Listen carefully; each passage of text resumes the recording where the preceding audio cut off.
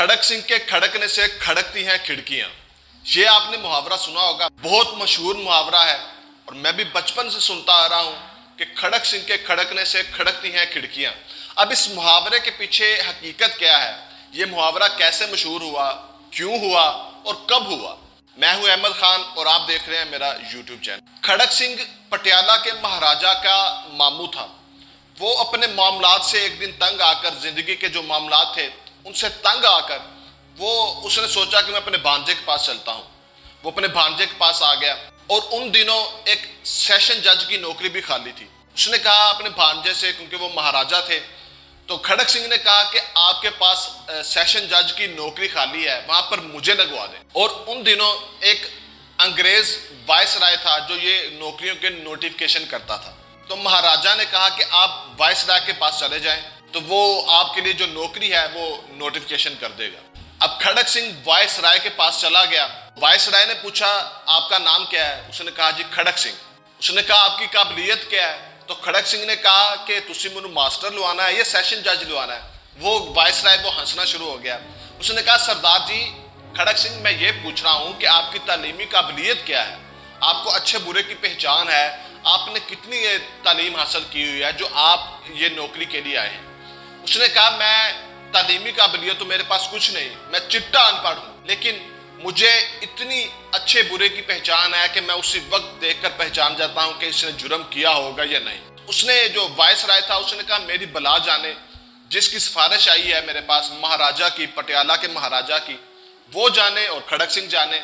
उसने नोटिफिकेशन कर दिया और खड़क सिंह को दे दिया। अब खड़क सिंह जब पहले दिन ज्वाइनिंग के लिए वहां पे पहुंचे तो उनके पहुंचने से पहले ही एक केस आया हुआ था, कत्ल का केस था। दो गिरोह दो लाइनों में खड़े थे, एक इस तरफ था एक इस तरफ था। तो खड़क सिंह अपनी सीट पर बैठने से पहले उन्होंने दोनों गिरोह को अच्छी तरह देख लिया, ऊपर से नीचे तक उन्होंने अच्छी तरह देखा।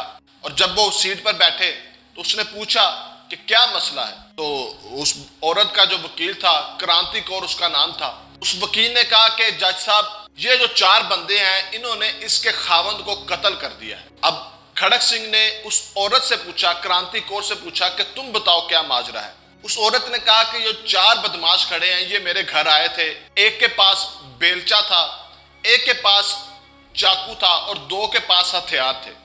इन चार बदमाशों ने मेरे खामद को कत्ल कर दिया। उन चारों ने जवाब दिया कि जज साहब कत्ल करने की नीयत से नहीं गए थे, ना ही हम कोई लड़ने की नीयत से गए थे, झगड़ने की नीयत से गए थे, हम तो सिर्फ बात करने गए थे। खड़क सिंह ने पूछा कि कत्ल हुआ है कि नहीं। उन चारों ने कहा जी कत्ल तो हुआ है। कर सारा माजरा सुनकर और दोनों गिरोह को अच्छी तरह देखकर खड़क सिंह ने फैसला लिखना शुरू कर दिया। खड़क सिंह ने उस फैसले में लिखा था इन चारों के साथ इसके वकील को भी फांसी दे दी जाए। अब चारों के साथ उन पांचों को भी फांसी देने थी, कलम तोड़ दिया। अगला दिन जब आया तो चारों के साथ उस पांचवें वकील को भी उन्होंने फांसी दे दी।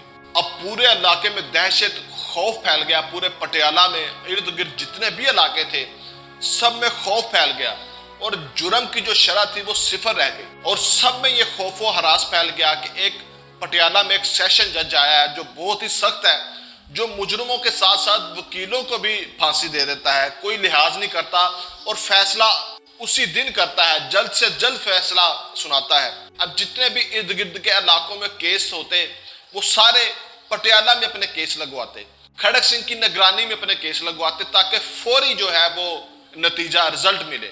फिर किसी का हौसला या हिम्मत नहीं होती फिर गुनाह करने की या जुर्म करने की कि मैं ये जुर्म करूंगा और ये जुर्म करके मैं निकल भी जाऊंगा। जब ऐसे जज होंगे तो फिर शरह जुर्म भी जो है वो सिफर रह जाती है। वीडियो अच्छी लगी तो शेयर करें और मजीद अपडेट्स के लिए हमारे चैनल को